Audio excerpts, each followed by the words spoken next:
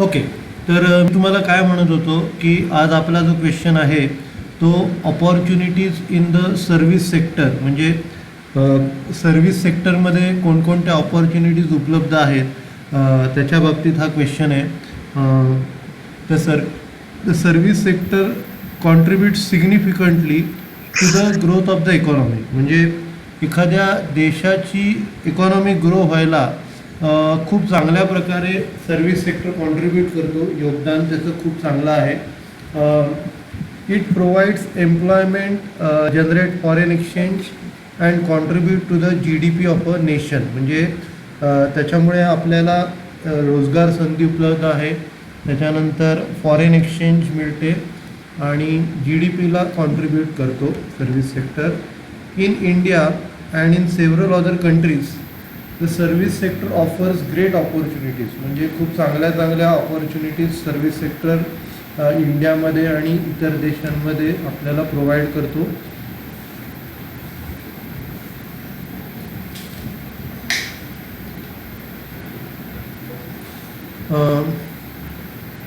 तर त्याची काय कारणं आपण जाणून घ्यायची आहेत. सगळ्यात पहिलं लिबरलायझेशन. आता लिबरलायझेशन म्हणजे काय की फॉरेनच्या लोकांना आपण इकडे इन्व्हेस्टमेंट करायला अलाउड केलेलं आहे, त्याला लिबरलायझेशन म्हणतात.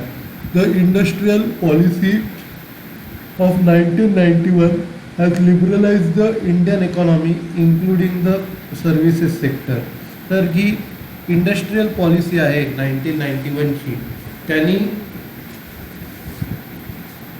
लिबरलाइज केलेलं आहे इंडियन इकॉनॉमीला आणि ज्याच्यात सर्व्हिस सेक्टर पण इन्क्लूड आहे.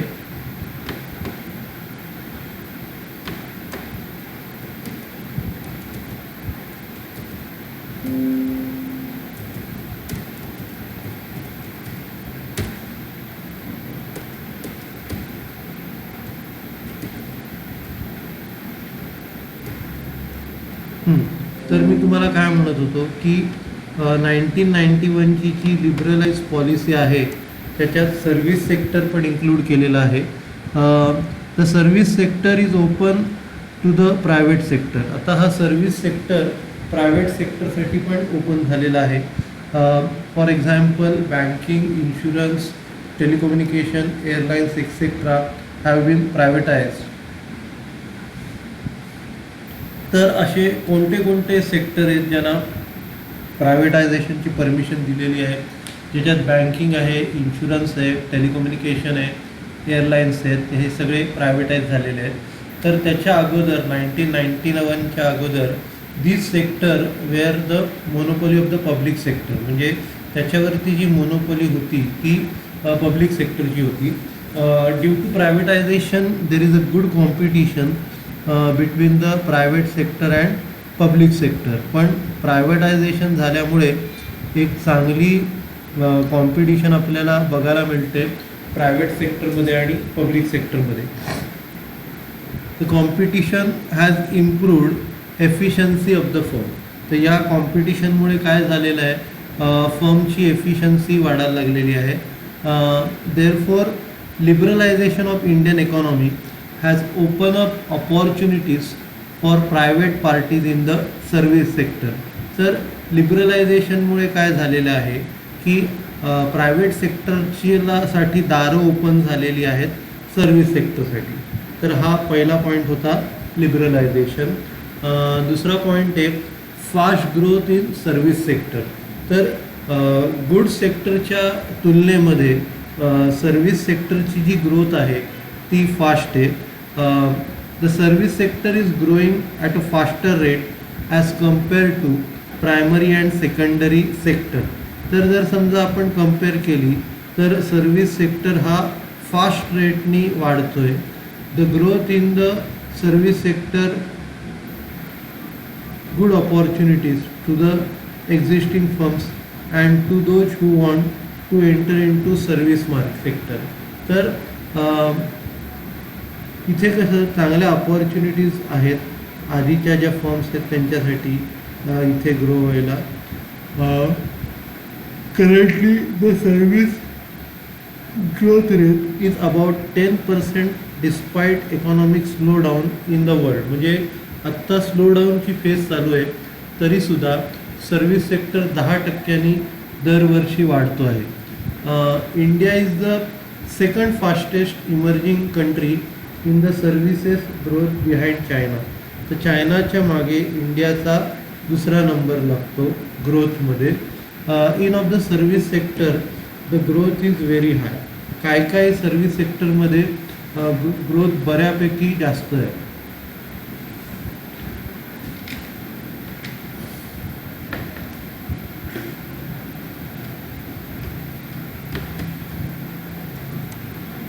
For instance, at present, the overall growth of IT services is over 20% per year. म्हणजे पूर्ण सर्व्हिस सेक्टरची ग्रोथ आहे 10%, पण त्याच्यात जर IT सेक्टर आपण घेतलं तर त्याच्यात ग्रोथ आहे 20%ची. त्याच्यानंतर पुढचा पॉईंट आहे इन्क्रीज इन अर्निंग कॅपॅसिटी. म्हणजे लोकांची पैसे कमवण्याची जी कॅपॅसिटी आहे ती वाढत चाललेली आहे.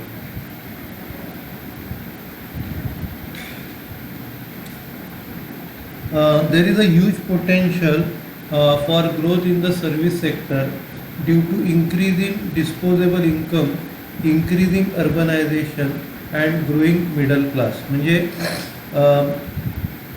सर्व्हिस सेक्टर ग्रो झाल्यामुळे सर्व्हिस सेक्टर कशामुळे ग्रो होतं आहे? लोकांकडे डिस्पोजेबल इन्कमसाठी पैसा आहे, अर्बनायझेशन शहरीकरण वाढत चाललेलं आहे आणि मिडल क्लास लोक पण वाढत चालली आहे. त्यामुळे साहजिकच लोकांची अर्निंग कॅपॅसिटी वाढलेली आहे. त्यामुळे सर्व्हिस सेक्टरलाही बऱ्यापैकी ग्रोथ आलेला आहे. According to one study, India's middle class would increase to 267 million by 2015 and over 580 by 2025. म्हणजे 580 मिलियन एवढा मिडल क्लास 2025 साली होणार आहे आणि 600 मिलियन एवढा 2030 साली होणार आहे. India's middle class is likely to overtake US, China and Europe in terms of consumption in the years to come. तर आता इंडिया US, चायना आणि युरोपना मागे टाकणार आहे येणाऱ्या वर्षांमध्ये. इंडियाचा मिडल क्लास UK, चायना आणि युरोपला मागे टाकणार आहे. अ स्टडी बाय एच खरस, the emerging middle class in developing countries indicate that by 2020 India is likely to rank third for consumption behind China and USA, and by 2030 India is likely to be number one in terms of total consumption followed by China and USA. म्हणजे 2030 साली India China आणि USAला पण मागे टाकली.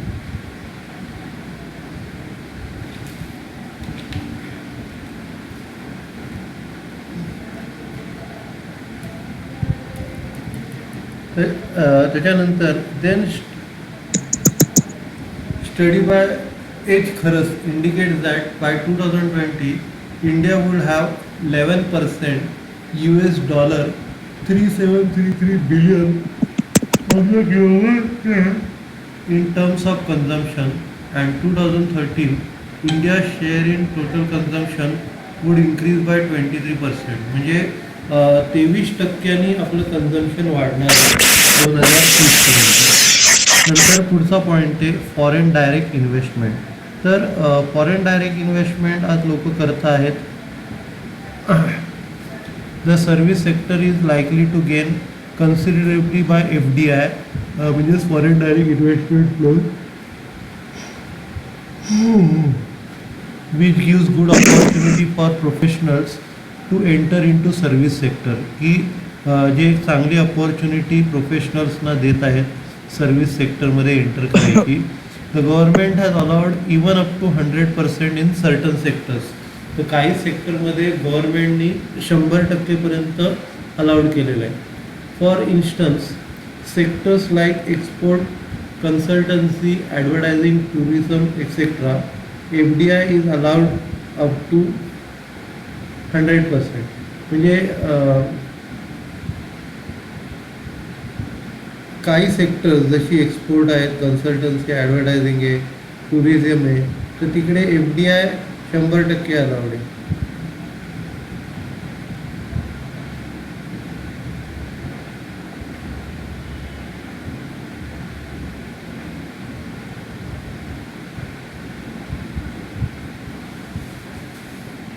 त्याच्यानंतर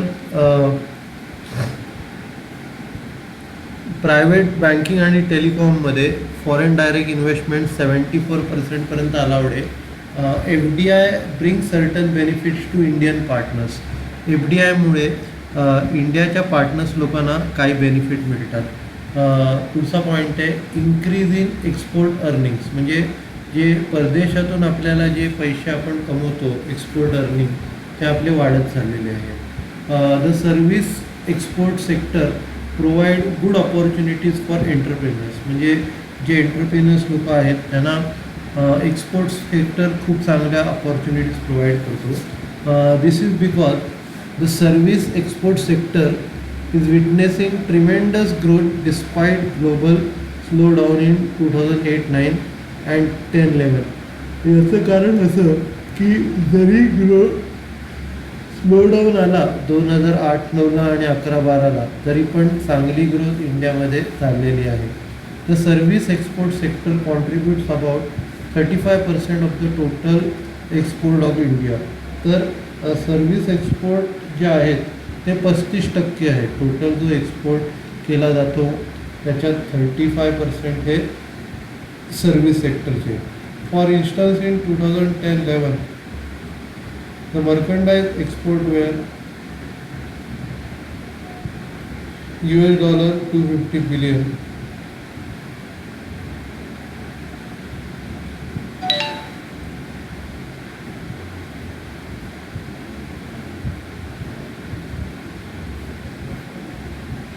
तर 2010-11 मध्ये US dollar 250 million आहेत आणि सर्व्हिस सेक्टर जे होते ते 133 मिलियन आहे. म्हणजे गुड्सचा एक्सपोर्ट 250 बिलियन आणि सर्व्हिसचा एक्सपोर्ट 133 बिलियन 2010-11 साली होते. The service growth exports are growing at the rate of 20% per year. म्हणजे दरवर्षी 20% वाढतो आहे. Among the service sector software export account to over 40% of the total service export, followed by business, service, travel and transportation.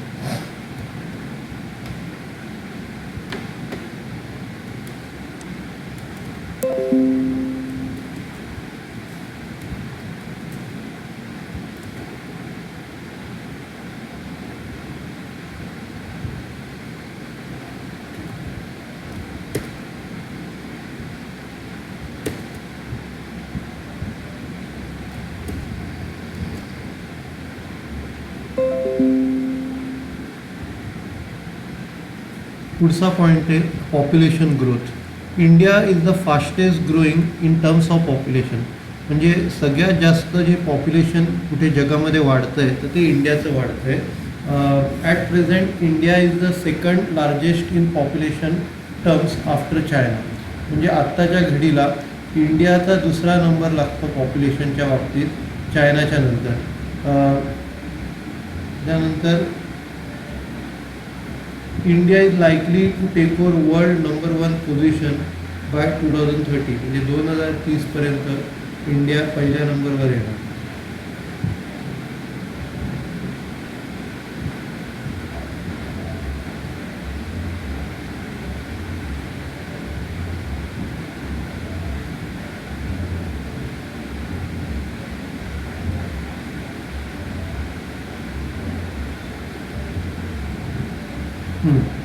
The growth in India's population will be a great opportunity for certain service sectors such as education, insurance, banking, retail and so on.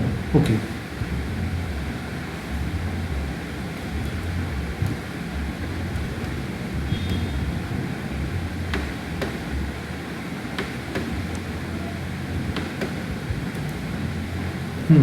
आता येतोय बरोबर? चालू करतो. तर population वाढल्यामुळे कसं आहे की आपल्याकडे एज्युकेशन सेक्टर, इन्शुरन्स, बँकिंग आणि रिटेल सेक्टर जे आहेत त्यांना डिमांड येणार आहे. ठीक आहे.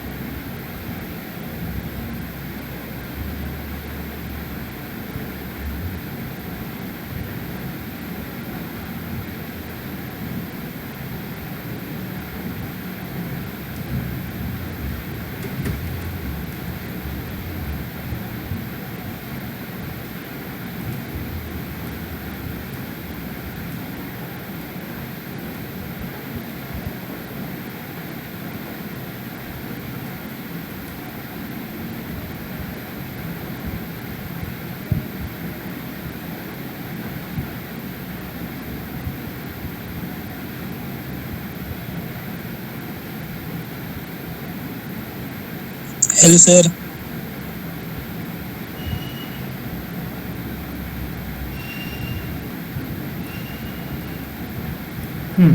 तर पुढचा जो पॉईंट आहे फ्री ट्रेड ॲग्रीमेंट.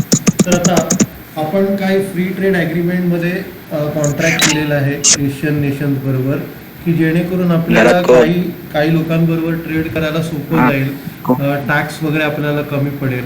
तर India is looking forward to conclude a pact with Asian nations for opening up trade in services and liberalization of investment norms in near future. India has already signed FTA with the Asian nations in goods sector in 2009 and came into force in 2010. म्हणजे already आपण FTA sine केलेलं आहे Asian nation बरोबर. The Indian Asian trade free agreement in services will open up a host of business opportunities and projects, especially in the construction for Indian business firms. तर यांच्याबरोबर आपण contract सही केल्यामुळे आपल्याला भरपूर दारं उघडली जाणार आहेत बिझनेसशी व्यवहार करण्याबद्दल.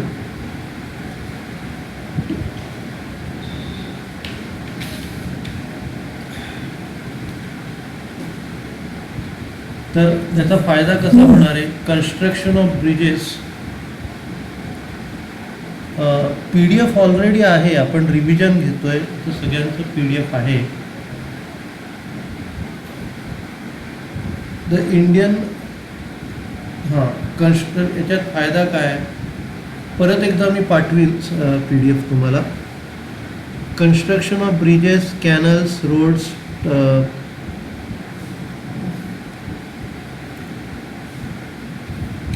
road treatment plants, construction of buildings will provide a good opportunity for Indian firms in the 10 Asian members, Malaysia, Philippines, Indonesia, Thailand, Singapore, Brunei, Laos, Cambodia, Vietnam, Myanmar. तर इकडे हे सगळे जो फ्री ट्रेड ॲग्रीमेंटचा जो पैसा आहे तो या देशांमध्ये वापरला जातो. Indian entrepreneurs in telecom, consultancy, accounting, health would also get opportunity once the free trade agreement is finalized in the near future. तर इंडियन एंटरप्रेनर्सना पण अपॉर्च्युनिटी मिळणार आहे. Telecom sector, consultancy, accounting, health या सगळ्या सेक्टरमध्ये जेव्हा ॲग्रीमेंट फायनलाइज होईल येणाऱ्या फ्युचरमध्ये. India is also in negotiation to sign trade agreement in goods and services with European Union 27 nation and also with Australia. तर आता आपण युरोपियन युनियन ज्या 27 नेशन्स आहेत त्यांच्याबरोबर पण करार करणार आहोत आणि ऑस्ट्रेलियाबरोबर पण आपण आता करार करणार आहोत.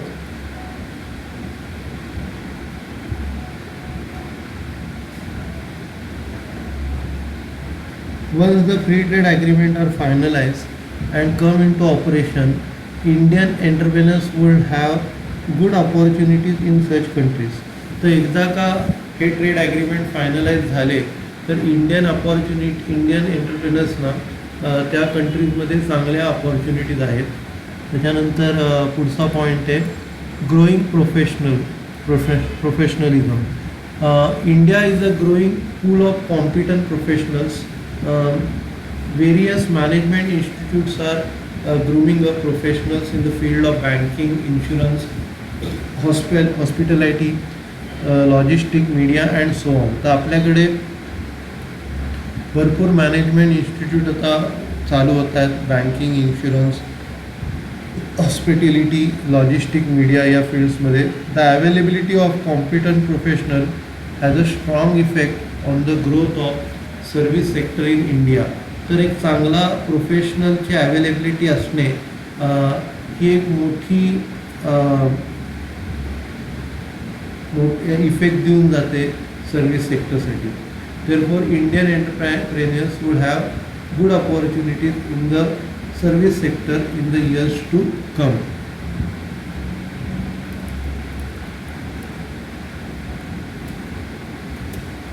ठीक आहे, तुम्ही आता काय करा, एक 10 मिनटं ब्रेक घ्या, मग आपण क्वेश्चन आन्सर्स घेऊया. आपण 3:55 परत भेटूया. ठीक आहे.